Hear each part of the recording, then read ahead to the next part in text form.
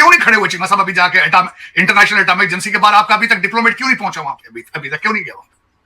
उसको कौन सी चीज रोक रही है चीमा साहब? ये खबर लेके क्यों नहीं वहां पहुंचा अभी तक कि हमारे पड़ोस में ये हो रहा है?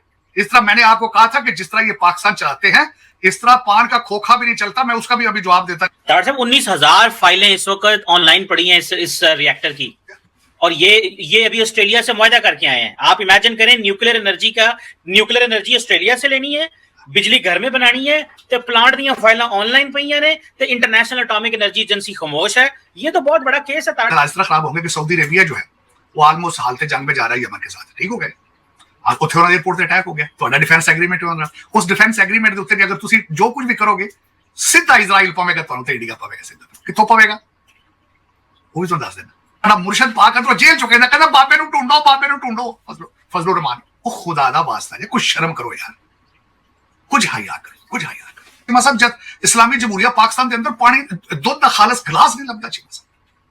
सब्जी बेचने वाला वो भी फ्राडी है, मजदूर है वो भी फ्राडी है, हर बंदे दूसरा फ्राडी। इस्लामी जमहूरिया पाकिस्तान में पानी का गिलास नहीं मिलता खालस। 75 अरब रुपया चीमा साहब गायब है, ये आपकी अकाउंट्स कमेटी ने जवाब दे दिया। 75 अरब रुपए का सवाल जवाब ही नहीं है। जो मैं ब्रिटिश एजेंटों की बात करता हूं, जो CSS करके गोरे बन जाते हैं और पुर्तगाल और कनाडा की नेशनैलिटियों के पीछे पड़ जाते हैं, उनसे रिक्वेस्ट करना चाहूंगा कि आज आप यूनाइटेड नेशंस में जाके चीखें क्यों नहीं मार रहे हो तुम कि हमारे पड़ोस में हमारा पड़ोसी जो है वो कभी यूरेनियम बेचता है, कभी उनकी हर चीज डार्क वेब में लगी है। उसका कंपनी का नाम रैंसम है, जो जिसने उनको किया है, और उनके सारे नक्शे पड़े हैं चीमा साहब सारे वेबसाइट के ऊपर फॉर सेल। तो ये क्यों नहीं जाके यूनाइटेड नेशंस के अंदर हमारे डिप्लोमेट बातें करते हैं? ये क्यों सुते पैन सारे? मुझे समझ नहीं इस बात की है चीमा साहब, क्यों नहीं चीखे? ये जब भारत कर लेता है सारा कुछ, तो जब इनकी बारी आती है तो ये क्यों सोए रहते हैं? जब भारत आपको कहता है कि जिनके atomic assets are not, they are not responsible country, तो आज क्यों नहीं चीख रहे आपके डिप्लोमेट जो है? किधर गए हैं? अभी तक उन्होंने एटॉमिक एनर्जी को उनके सामने क्यों नहीं आके अभी तक पेश हुए कि हमारे पड़ोस के अंदर उनके एटॉमिक एसेट्स उनके नक्शे पर सेल पड़े? रिलायंस का उन्होंने वो किया है तमिलनाडु के अंदर, उन्होंने जो रैंसम कंपनी का नाम है, और वो सारा उन्होंने करके तो फार सेल लगा दिया उसके ऊपर, डार्क वेब के ऊपर। तो पाकिस्तान क्यों नहीं अभी तक सरापा एहतजाज? ये मेरा क्वेश्चन है, और उसका जवाब भी दूंगा कि क्यों नहीं अभी तक लगाया, ये भी जवाब दूंगा। उसकी वजह चीमा साहब ऐसे नहीं है बात। ये इस तरह मैंने आपको कहा था कि जिस तरह ये पाकिस्तान चलाते हैं, इस तरह पान का खोखा भी नहीं चलता। मैं उसका भी अभी जवाब देता, जो इसी के साथ दे देता जवाब चीमा साहब। 75 अरब रुपया चीमा साहब गायब है, ये आपकी अकाउंट्स कमेटी ने जवाब दे दिया। 75 अरब रुपए का सवाल जवाब ही नहीं है। ये देखें, मैंने बल्कि इसका मैंने जियो के साथ खबर लगा के ट्वीट किया। उनकी प्रायोरिटी ही नहीं है पाकिस्तान। ये जो आपके ब्रिटिश एजेंट है ना चीमा साहब, ये जो पुर्तगाल भाग भाग के जा रहे हैं, कनाडा की सिटीजनशिपें ले रहे हैं, जिनको पता ही नहीं है कि मादरे मिल्लत मां का, जिसका चेक लेते हैं चीमा साहब। मैंने एक डिप्लोमेट को मैंने ये कहा था, और तू पीटीआई का एडा रिश्तेदार है, इस्तीफा देके तो एम्बेसी के बाहर खलो जाना, और झंडा लाया के पीटीआई का। जिस कौम का तुम चेक खाते हो उसके साथ नमक हरामी करते हो तुम। क्यों नहीं खड़े हुए चीमा साहब अभी जाके इंटरनेशनल एटॉमिक एजेंसी के बाहर? आपका अभी तक डिप्लोमेट क्यों नहीं पहुंचा वहां पे? अभी तक क्यों नहीं गया वहां? उसको कौन सी चीज रोक रही है चीमा साहब? ये खबर लेके क्यों नहीं वहां पहुंचा अभी तक कि हमारे पड़ोस में ये हो रहा है? मैंने आपको सवाल भी दे दिया, जवाब भी दे दिया। ये खबर है जियो की, गूगल कर लें आप। Audit flags missing record of 75 billion rupees uplift funds. लै जाओ बेच के पुर्तगाल लै जाओ नाल, और चले उत्थे भी कब्रस्तान है जे, बंदे मरदे जे भी उत्थे फड़ के। कनाडा च भी कब्रस्तान है जे, अमरीका च भी कब्रस्तान है जे। कितों ना फिर मौत भी जी ना, ये मुल ले लो, पैसे लभदी जे, कितों टल जाओ तुसीं, आबे हयात भी ले लो, कितों लभदा जे। चीमा साहब मैंने ट्वीट जो किया है चीमा साहब, आप सारे जल्जलों से बच जाएंगे। मैं चीखता रहा हूं चीमा साहब, आप कोविड से बच जाओगे। ये लानत करप्शन की, इससे नहीं बच पाओगे। जिसने भी अपनी मां के कपड़े फाड़े हैं चीमा साहब, उसका अंजाम इबरतनाक है। मैं ऑन रिकॉर्ड कह रहा हूं चीमा साहब, ऑन रिकॉर्ड। जिसने अपनी मां बेची है चीमा साहब, मैं वो लफ्ज नहीं कहना चाहता उसको क्या कहा जाता है। चलो क्या जरूरत चीमा साहब? प्रायोरिटी नहीं है पाकिस्तान, प्रायोरिटी नहीं है। देखे ना वो कश्मीरी बैठे जो थे जाके, वो पैसे ले रहे जो साहब। अब देखें, आप तो उनकी बात कर रहे हैं चीमा साहब। आप देखें, मैंने आपको कल पिछले ब्लॉग में मैंने कहा था चीमा साहब, भारत सिर्फ आपके ऊपर तवज्जो इसलिए देता है ताकि आप उनके अंदर की खबरें ना लगे। वो अंदर से खुद जल रहा है चीमा साहब। वो तो अंदर से खुद जल रहा है, हालात खराब है उनके। कितनी गूगल करके देखे, मुझसे ना पूछे, गूगल करके देखे कितनी सेपरेटिस्ट मूवमेंट चल रही है वहां पे आजादी के लिए। कभी आपने कभी उस पर सर्च किया? शो हुए पाकिस्तानी मीडिया पे, आप हर चीज के ऊपर शो करते हैं, उन्होंने बंदे जाली रखे हैं, वो चाले छड़न लाते दिनों से बैक टीवी। आप नहीं करते, रॉयल्टी को नहीं चाहिए। ਇਹਨਾਂ ਨੂੰ ਕੀ ਪਤਾ ਉੱਥੇ ਯਕੀਨ ਕਰ ਲੈਣ ਕਿਸੇ ਨਹੀਂ ਪਤਾ ਹੋਣਾ ਕਿ ਇੰਡੀਆ ਦੇ ਉੱਤੇ ਕੀ ਹੈ ਜਿਹੜਾ ਅਸੀਂ ਤਮਿਲਨਾਡੂ ਦਾ ਕਿਸੇ को पता नहीं, होश ही कौन है। तार साहब 19,000 फाइलें इस वक्त ऑनलाइन पड़ी हैं इस रिएक्टर की, और ये अभी ऑस्ट्रेलिया से मुआहदा करके आए हैं। आप इमेजिन करें, न्यूक्लियर एनर्जी ऑस्ट्रेलिया से लेनी है, बिजली घर में बनानी है, तो प्लांट ਦੀਆਂ ਫਾਈਲਾਂ ऑनलाइन ਪਈਆਂ ने, तो इंटरनेशनल एटॉमिक एनर्जी एजेंसी खामोश है। ये तो बहुत बड़ा केस है तार साहब जो आज आपने किया। ये रॉयटर्स ने अभी बेसिकली तो कर दिया, लेकिन 19,000 फाइल प्रायोरिटी ही नहीं चाहिए। जहां जाते हैं बैसी में बाहर सबसे पहले कहते मेरा पुत्र स्पॉन्सर करो, मेरा पुत्र इत्थे ही रहेगा, इत्थों ना जाए। ओए बंद करो एम्बेसियां, खुदा दा ना जाए, बंद करो, पैसे बचाओ, इन्हें रखो थे कोड़ी अपने। एम्बेसी किस चीज की होती? ना ट्रेड है ਤੁਹਾਡਾ, ना ਤੁਹਾਡੀ ਫਾਰਨ ਕੋ ਪਾਲਿਸੀ ਹੈ, ना कोई ਤੁਹਾਡੀ ਐਵੇਂ ਤੇ ਤੁਸੀਂ ਇਹ ਸਾਰੇ ਵੱਡੇ ਅਫਸਰਾਂ ਦੇ ਪੁੱਤਰ ਸਿਫਾਰਸ਼ੀ ਤੁਸੀਂ ਬਾਹਰ ਭੇਜਣਗੇ, ਉਸ ਉਹ ਗੁੱਤੀਆਂ ਪੁੱਤਰਾਂ ਤੇ ਸੈਟਲ ਕਰਦੇ ਫਿਰਦੇ। ਹੈ ਸਿਰਫ ਐਮਬੈਸੀਆਂ ਦਾ ਕੰਮ ਹੈ ਜੀ, ਧੀਆਂ ਪੁੱਤਰ ਸੈਟਲ ਕਰਦੇ हैं सारे।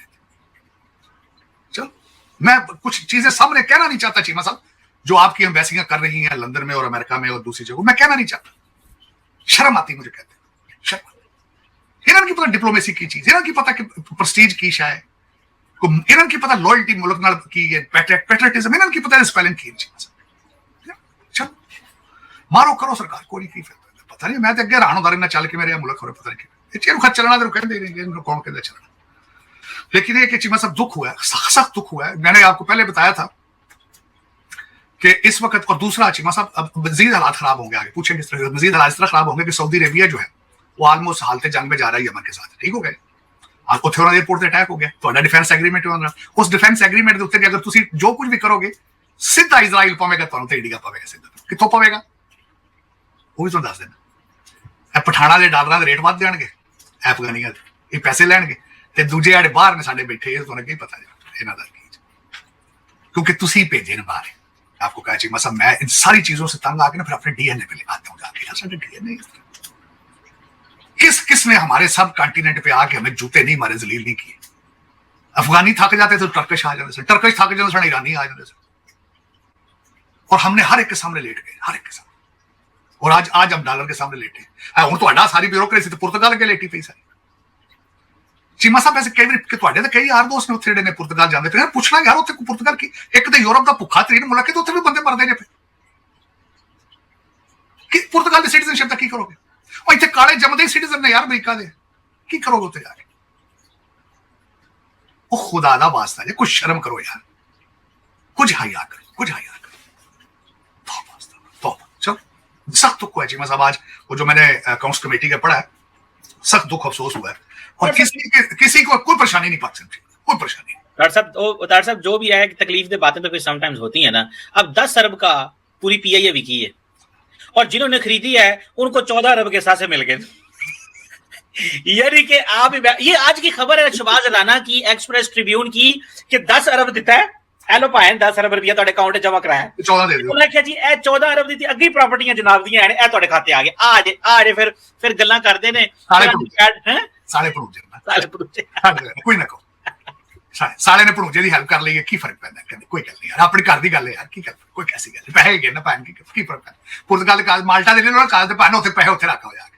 मतलब जब इस्लामी जमहूरिया पाकिस्तान के अंदर पानी दुध का खालस गिलास नहीं लगता, सब्जी बेचने वाला वो भी फ्राडी है, मजदूर है वो भी फ्राडी है, हर बंदे दूजा फ्राडी। इस्लामी जमहूरिया पाकिस्तान में पानी का गिलास नहीं मिलता खालस। मुर्शद पाक तो जेल चुके ना, कहता बाबे नु ढूंढो फजलुर रहमान। मैं आज जो सुबह ओरिजिनल है तो मेरे सामने आ गई बात, खास कर मेरा बड़ा जज्बाती था इस मामले में कि भारत की इस चीज के ऊपर अभी तक पाकिस्तान सरापा एहतजाज क्यों नहीं है, ये बड़े मेरे लिए दुख वाली बात है। और फिर उसके बाद स्कैंडल पड़ा तो जान निकल गई है 75 अरब रुपए का, और बिल्कुल छोटी सी खबर है, अभी सिर्फ जियो ने कवर की, दूसरों ने तो कवर भी नहीं करनी ना, चुके जाने तो वैसे ही खबर लाने। चीमा साहब उसके बाद जब पढ़ा है दूसरी चीजें जंग के हवाले से, एक कदम अगे 2 कदम पीछे हालात ने, ना जंग नो पीस नो वार, ये हालात ने। अब जो मैं देखना चाह रहा हूँ चीमा साहब कि हमारे जो प्रेसिडेंट ट्रंप है, उन्होंने अगले दिन 20% पहले फीस लगाने की कोशिश की, तो फिर जीसीसी कंट्रीज की तरफ से जो प्रेशर आया तो उन्होंने कहा अच्छा मैं उधर नहीं लगाता, तुम पैसे मेरे घर आके दे जाओ, इधर इन्वेस्टमेंट करो, उस पर डील कर ली। अब उन्होंने आज एक नई धमकी दी है कि एक हफ्ते के अंदर अंदर हमारे साथ टेबल पर बैठ के अगर सेटलमेंट नहीं करते तो हम इनके ब्रिजेस और इनका पावर इंफ्रास्ट्रक्चर उड़ा के रख देंगे। ठीक हो गया। इसके बारे में जीसीसी कंट्रीज फिर जो है प्रेशर क्रिएट कर देंगे। खुदा दा ना कामना करना, उसकी वजह यह है उन्हें पता है कि अमेरिका के ऊपर तो ईरान अटैक कर नहीं सकता। अटैक उसने किस पे करना है? उन्होंने जीसीसी कंट्री के इंफ्रास्ट्रक्चर पे अटैक करना है। आज कुवैत में उनके एक लॉजिस्टिक सेंटर के ऊपर उन्होंने अटैक किया बड़ा जबरदस्त। लेकिन नई चीजें डेवलपमेंट हो रही है उस रीजन। एक तो पहला शिप जो है वो डूब गया है वहां पहला, और उसकी वीडियोस चल रही है इस वक्त हर जगह पे, उसको डूबता भी दिखाया गया, $1 बिलियन उसके ऊपर। दूसरा चीमा साहब, एक नई चीज देखी गई है कि पहले अमेरिका रात के वक्त अटैक करता, अब दिन के वक्त अटैक करनी शुरू कर दी। ये दूसरी डेवलपमेंट है। तीसरी डेवलपमेंट इसमें यह है कि हमले उन्होंने तेज कर दिए हैं, ये ब्लूमबर्ग आज कह रहा है। और दूसरा, फॉक्स ने भी आज ऐलान किया है कि इस जंग की वजह से महंगाई मजीद बढ़ेगी और बढ़ चुकी है। ब्रेंट ऑयल जो है $86 पे जा चुका है। तार साहब, एक आपसे सवाल करना चाहता हूं, बड़ी इंटरेस्टिंग है। मैंने इस जंग को कैटेगराइज किया फेज 1 और फेज 2। फेज 1 था अमेरिका इजराइल ने हमला किया, असैसिनेशंस हुई, सीज फायर हुआ, एमओयू हुआ, ईरान के एसेट्स उसको कहा तेल बेचो, ओपन अप हो, ये एक फेज था।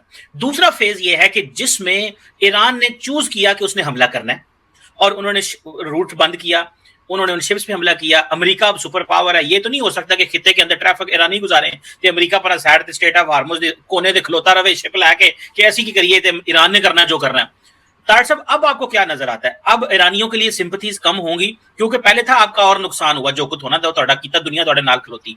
अब आप दुनिया के लिए मसले पैदा कर रहे हैं अपनी खिते में डोमिनेंस के लिए। आज ट्रंप साहब जो करेंगे वो इंटरनेशनल ऑर्डर को रिस्टोर करने के लिए करेंगे, और ये अब उनकी जिम्मेदारी बन गई है। As a leader of the world, America super power है, उसको ये चीजें करनी है। अब आपको नहीं लगता कि ट्रंप के ऊपर जिम्मेदारी है कि उसने ये चीजें करनी है, और जो सपोर्ट है वो ट्रंप के हक में होगी, और ईरान अब स्पॉइलर के तौर पे आएगा, क्योंकि एमओयू के सारे क्लॉज तो ईरान की फेवर में थे। तारक साहब, चीमा साहब, इस वक्त दो चीजें सामने नजर आ रही है। एक तो अर्ज करना चाहूंगा, इराकची साहब के ऊपर अगले दिन पथराव हुआ है इन ईरान। फिर अहमदी निजाद की स्टोरियां बाहर हैं इस वक्त एज ए ट्रेटर। तीसरी चीजें खबरें ये आ रही हैं कि जो पासदारान इनकलाब है वो टेक ओवर कर रहे हैं, सिस्टम अब वो चला रहे हैं। उनकी सियासी जो उनकी लीडरशिप है वो बिल्कुल साइड लाइन पर कर दी है, जो कि बड़ा खतरनाक सिनेरियो आ रहा है साहब। चीमा साहब, तीसरा, इजराइल चाहता है कि अमेरिका इस खित्ते में रहे और छोड़ के न जाए, और ये जो पासदारान है ये उनके लिए, अमेरिका के लिए एक रीजन बनाएंगे कि अमेरिका यही रहे।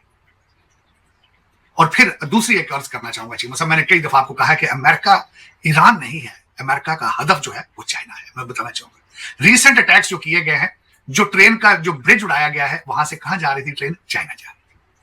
अमेरिका का ऑब्जेक्टिव ये था कि वन रोड वन बेल्ट जो है इनिशिएटिव, उसको इंटरप्ट किया जाए, चाइना की एनर्जी सप्लाई जो है उसको रोका जाए, और उसमें वो कामयाब हो चुके हैं ऑलमोस्ट। अब ईरान जो रीजन दे रहा है अमेरिका को उस खित्ते में रहने के लिए, it suits Israel at this moment. और मैं आज ये बता रहा हूं कि अगर पासदारान इसी तरीके से बिहेव करते रहे, ग्रेटर इजराइल का रास्ता साफ हो जाएगा। ये चीमा साहब, इस वक्त पाकिस्तान को साइडलाइन कर दिया गया है। पाकिस्तान को साइडलाइन किन्होंने किया? कतर और ओमान ने किया।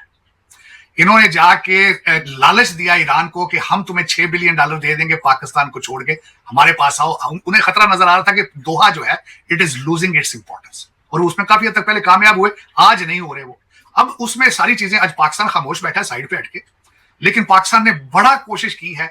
जॉब अपना काम कर देता है, उन्होंने सदा ते नहीं, उन्होंने जिम्मेदारी ली, लड़न मरन जो मर्जी करना, आपने वो डीड आर जॉब। बिल्कुल, लेकिन इस वक्त चीमा साहब उन्होंने पाकिस्तान को नाराज किया है। मैं बल्कि इसमें खुश नहीं हूं। वो समझते थे शायद Pakistan is more closer to Saudi Arabia and America, लेकिन चले उनकी मर्जी। उसका भी कमेंट कर दें। अब वो थी जेडे ने हमले हो रहे ने, दोतीज are backed by Iranians, Saudis उनको मारते हैं, ओ फिर साड़ी दे विच बढ़ना पै जाना सानू, हमें तो जाना पड़ेगा। You have a defence agreement with them, और इसीलिए तो मैं कह रहा हूं कि इस वक्त इजराइल भी इशू होगा बड़ा, जब पाकिस्तान जाएगा वहां पे सऊदी अरेबिया के अंदर। और फिर उसके बाद मैं एक और बात बताना चाहूंगा, अब वो दूसरी साइड कौन सी, आपके जो विश्व गुरु क्या करेगा वो भी बता देता। वो आपको मजीद कमजोर करने के लिए बीएलए को सपोर्ट करेगा, और कश्मीरियों को पहले ही कर रहा है लॉन्ग मार्च। कश्मीर एक्शन कमेटी जो है ना, वहां पे लॉन्ग मार्च की तैयारियां, 10 बंदे मारे जा चुके हैं। तो पाकिस्तान को अंदर से डिस्टेबलाइज करने की साजिश की जाएगी। इजराइल, तालिबान, पीटीआई के बच्चे और भारत। ये 4 चीजें जो है मैं आपको प्रेडिक्ट कर रहा हूं। अगर ये फ्यूचर में बड़े सिर्फ और सिर्फ इजराइल और भारत के पास सिर्फ 2 टूल हैं, ये पीटीआई के जो आवारा बच्चे और तालिबान, और उनको वो मुसलसल फंडिंग भी करेंगे, उनको सारी कुछ उनको सोर्सेज रिसोर्सेज देंगे और आपको डिस्टेबलाइज कश्मीर आपके हर टॉपिक पे।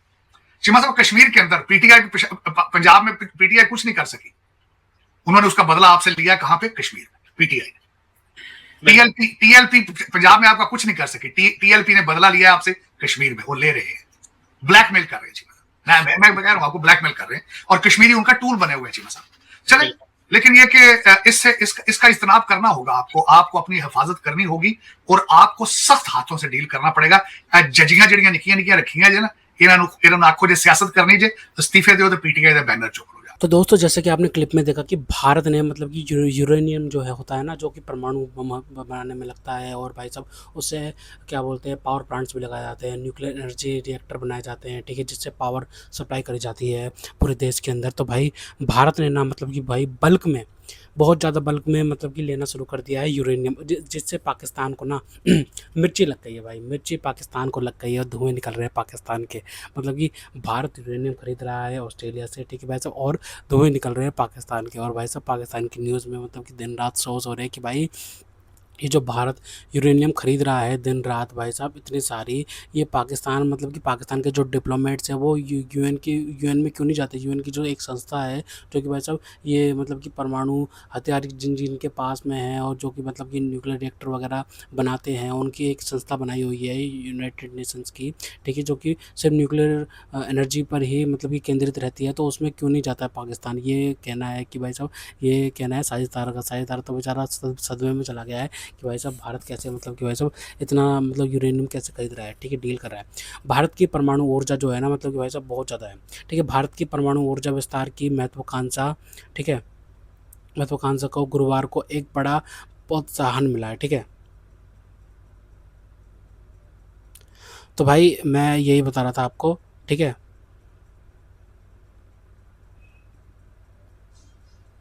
ठीक है, तो भारत की जो परमाणु ऊर्जा विस्तार की महत्वाकांक्षी योजना को गुरुवार को एक बड़ा प्रोत्साहन मिला, जब प्रधानमंत्री नरेंद्र मोदी ने ऑस्ट्रेलिया के साथ लंबे समय से प्रतीक्षित यूरेनियम आपूर्ति समझौते को अंतिम रूप दे दिया, ठीक है। ऑस्ट्रेलिया के पास विश्व का सबसे बड़ा ज्ञात यूरेनियम भंडार है, जो वैश्विक संसाधन को लगभग 1/3 है, मतलब कि पूरी दुनिया में लगभग 1/3 मतलब कि भाई साहब ऑस्ट्रेलिया के पास ही है। यह सफलता ऐसे महत्वपूर्ण समय पर मिली है जब भारत परमाणु ऊर्जा उत्पादन को आज के लगभग 8 गीगावाट से बढ़ाकर 2047 तक 100 गीगावाट के महत्वाकांक्षी लक्ष्य तक पहुंचाने का प्रयास कर रहा है, ठीक है भाई। यह समझौता उस नागरिक परमाणु साझेदारी के संचालन को दर्शाता है जिस पर पहली बार 2014 में हस्ताक्षर किए गए थे, लेकिन जो एक दशक से अधिक समय तक निष्क्रिय रही। ऑस्ट्रेलिया और भारत ने अब अंतर्राष्ट्रीय परमाणु ऊर्जा एजेंसी IAEA के सुरक्षा उपायों के तहत शांतिपूर्ण उद्देश्यों के लिए भारत को ऑस्ट्रेलिया यूरेनियम की वाणिज्यिक आपूर्ति के लिए आवश्यक प्रशासनिक व्यवस्थाओं को अंतिम रूप दे दिया, ठीक है। मेलबर्न में ऑस्ट्रेलिया प्रधानमंत्री एंथनी एल्बनीज़, ठीक है, एंथनी एल्बनीज़ से हुई बातचीत के बाद महत्वपूर्ण उपलब्धि की घोषणा करते हुए प्रधानमंत्री नरेंद्र मोदी ने कहा, आज हम परमाणु ऊर्जा के क्षेत्र में एक महत्वपूर्ण समझौते पर हस्ताक्षर किए हैं। इससे ऑस्ट्रेलिया से भारत को यूरेनियम की आपूर्ति का मार्ग प्रशस्त होगा और हमारे स्वच्छ ऊर्जा लक्ष्यों को नई गति मिलेगी, ठीक है। विश्व परमाणु संघ के अनुसार ऑस्ट्रेलिया के ज्ञात यूरेनियम संसाधन विश्व में सबसे बड़े हैं, जो विश्व के कुल संसाधनों का लगभग 1/3 है। 2022 में ऑस्ट्रेलिया ने 4,820 टन यूरेनियम का उत्पादन किया था। यह विश्व का चौथा सबसे बड़ा उत्पादक था, जिसका वैश्विक यूरेनियम उत्पादन में 8% हिस्सा था। ऑस्ट्रेलिया का संपूर्ण यूरेनियम उत्पादन निर्यात किया जाता है। भारत के विदेश मंत्रालय ने कहा कि ऑस्ट्रेलिया और भारत के IAEA सुरक्षा उपायों के तहत ऑस्ट्रेलिया भारत परमाणु सहयोग समझौते 2015 के अंतर्गत केवल शांतिपूर्ण उद्देश्यों के लिए भारत को ऑस्ट्रेलिया यूरेनियम के निर्यात को सक्षम बनाने के लिए आवश्यक प्रशासनिक व्यवस्थाओं को अंतिम रूप दे दिया है। भारत का निजी उद्योग जो नए परमाणु रिएक्टर स्थापित करने की योजना बना रहा है, इस घटनाक्रम का स्वागत करने की उम्मीद है, क्योंकि लगभग 60 वर्षों के संचालन के दौरान निरंतर ईंधन की आवश्यकता वाले रिएक्टरों के लिए परमाणु ईंधन की सुनिश्चित आपूर्ति अत्यंत महत्वपूर्ण है। अडानी, रिलायंस, टाटा, जेएसडब्ल्यू, जिंदल और बजाज सहित परमाणु औद्योगिक समूह ने परमाणु ऊर्जा संयंत्र स्थापित करने में रुचि व्यक्त की। तो भाई कुल मिला के बात यह है कि भाई भारत के पास बहुत बड़ा भंडार आने वाला है यूरेनियम का, क्योंकि उससे पाकिस्तान को चिढ़ हो रही है कि भाई भारत कैसे खरीद सकता है भाई साहब पाकिस्तान के लिए। तो सीधे सीधे कहता रहा पाकिस्तान तो सीधा यूएन में चला जाएगा, ठीक है, सिक्योरिटी काउंसिल में चल जाएगा, वहाँ पे मुद्दा उठाएगा, उठाते रहो, कुछ भी करते रहो भाई साहब तुम, क्योंकि भाई भारत को जो करना है वो तो करके ही रहेगा। तुम्हें अगर दम है तो रोक के दिखा दो। तो खैर, तो दोस्तों अगर आपको हमारी वीडियो पसंद है तो कम से कम व्हाट्सएप पर जरूर शेयर कीजिएगा, साथ साथ चैनल को सब्सक्राइब करके हमारा मनोरंजन जरूर बढ़ेगा, ताकि हम आपके लिए ऐसे ही मनोरंजन वीडियो बनाते रहें। तो गाइस मिलते हैं आपसे अगली वीडियो में, तब तक के लिए जय हिंद।